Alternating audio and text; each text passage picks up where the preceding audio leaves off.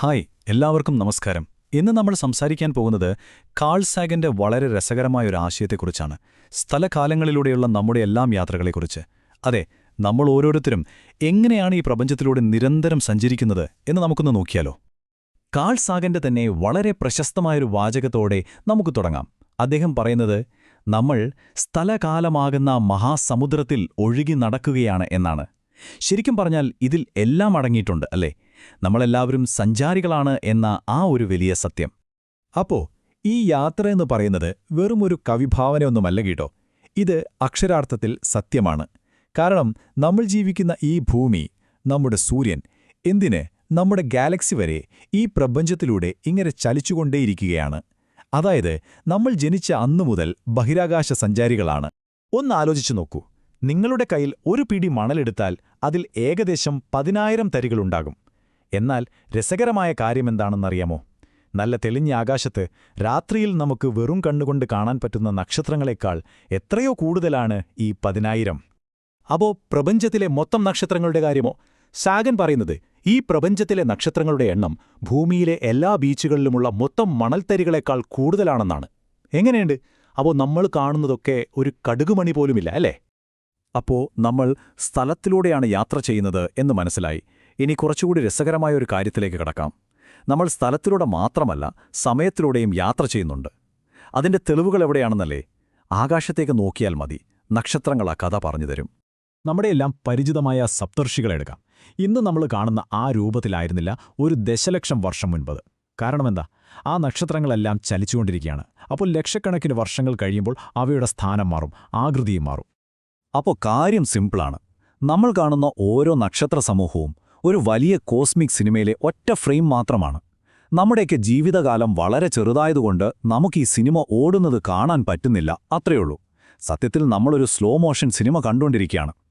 ഇനി നമ്മൾ സ്ഥലത്തെയും കാലത്തെയും ബന്ധിപ്പിക്കുന്ന ഒരു ആശയത്തിലേക്കാണ് വരുന്നത്. പ്രകാശവർഷം. അതായത് പ്രകാശം ഒരു വർഷം കൊണ്ട് സഞ്ചരിക്കുന്ന ദൂരം. നമ്മൾ ആകാശത്തേക്ക് നോക്കുമ്പോൾ ശരിക്കും ഭൂതകാലത്തിലേക്കാണ് നോക്കുന്നത്. ഒരു ഉദാഹരണം പറഞ്ഞാൽ 75 പ്രകാശവർഷം അകലെയുള്ള ഒരു നക്ഷത്രത്തെ നമ്മൾ ഇന്ന് കാണുമ്പോൾ ആ വെളിച്ചം അവിടുന്ന് പുറപ്പെട്ടത് 75 വർഷം മുൻപാണ്. ഏകദേശം ഐൻസ്റ്റീൻ അദ്ദേഹത്തിന്റെ തിയറി ഓഫ് റിലേറ്റിവിറ്റി ആദ്യമായി പ്രസിദ്ധീകരിച്ച ആ സമയത്ത്. അപ്പോ ഈ ഐൻസ്റ്റീന്റെ കാര്യം പറഞ്ഞപ്പോഴാണ് നമുക്കൊരു കഥയിലേക്ക് പോകാം. ഇറ്റലിയിൽ ഒരു 16 വയസ്സുകാരൻ പഠിപ്പൊക്കെ നിർത്തിയിരിക്കുകയാണ്. പക്ഷേ അയാളുടെ തലയിലുദിച്ച ഒരു ചെറിയ സംശയം ഈ ലോകത്തെക്കുറിച്ചുള്ള നമ്മുടെ കാഴ്ചപ്പാടുകളെ തന്നെ മാറ്റിമറിച്ചു. അദ്ദേഹം സ്വയം ചോദിച്ച ചോദ്യം ഇതായിരുന്നു: ഒരു പ്രകാശതരംഗത്തിന്റെ മുകളിൽ കയറി യാത്ര ചെയ്യാൻ പറ്റിയാൽ ഈ ലോകം എങ്ങനെയുണ്ടാകും? എന്തൊരു സിമ്പിൾ ചോദ്യമല്ലേ?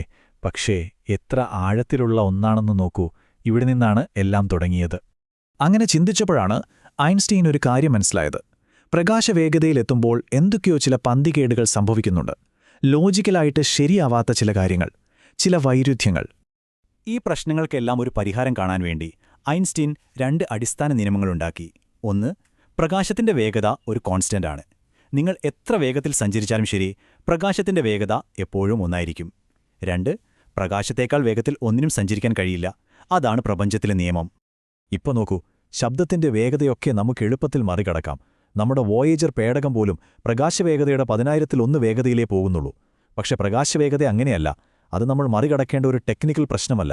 അതൊരു അടിസ്ഥാന പ്രകൃതി നിയമമാണ്, ഒരു കോസ്മിക് സ്പീഡ് ലിമിറ്റ്. അപ്പോൾ പ്രകാശത്തേക്കാൾ വേഗത്തിൽ പോകാൻ പറ്റില്ല. ഇതിന്റെ ഏറ്റവും വിചിത്രമായൊരു പ്രത്യാഘാതം എന്താണെന്നറിയാമോ? സമയം നമ്മൾ വിചാരിക്കുന്ന പോലെയൊരു സംഭവമേ അല്ല. നിങ്ങൾ പ്രകാശവേഗതയോടടുക്കുമ്പോൾ ഭയങ്കര വിചിത്രമായ കാര്യങ്ങൾ സംഭവിക്കും. വസ്തുക്കൾ ചുരുങ്ങുന്നതായി തോന്നും, നിറങ്ങൾ മാറും, ലോകം മുന്നിലൊരു ടണൽ പോലെയാകും. പക്ഷെ ഇതൊന്നുമല്ല ഏറ്റവും വലിയ സംഭവം.